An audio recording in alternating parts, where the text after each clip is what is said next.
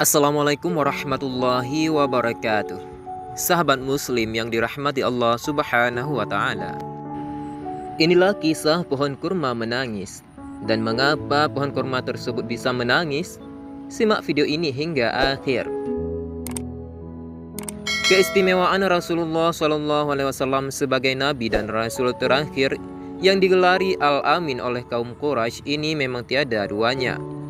Bahkan pohon kurma yang berada di Madinah saja menangis saat ditinggal oleh Nabi Muhammad SAW ini. Kisah ini bermula pada suatu Jumat muncul sebuah tangis yang tak henti-hentinya terdengar ke seluruh kota Madinah. Suara itu seperti rengekan bayi yang meminta susu kepada ibunya.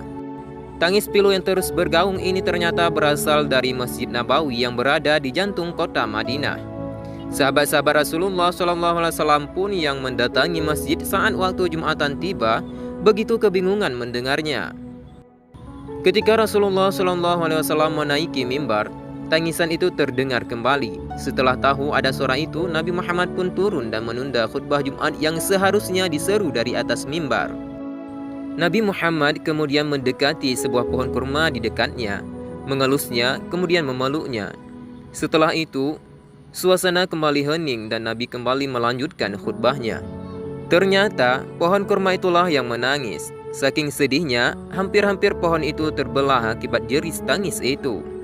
Pohon itu bersedih lantaran saat khutbah ia tidak lagi menjadi sandaran saat Rasulullah SAW berkhutbah.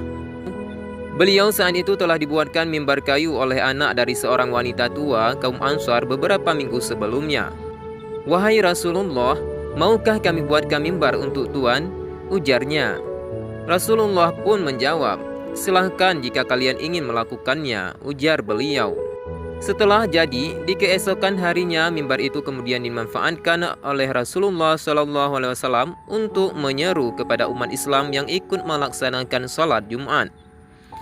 Pohon ini menangis karena tak lagi mendengar nasihat yang biasa disampaikan di sampingnya, ujar Rasul setelah memeluk pohon tersebut.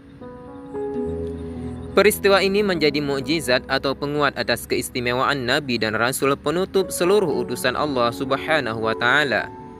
Pohon saja begitu ingin terus berada di samping Rasulullah SAW, umat Islam pun harusnya sedemikian rindu kepada Nabi yang diutus kepada kita.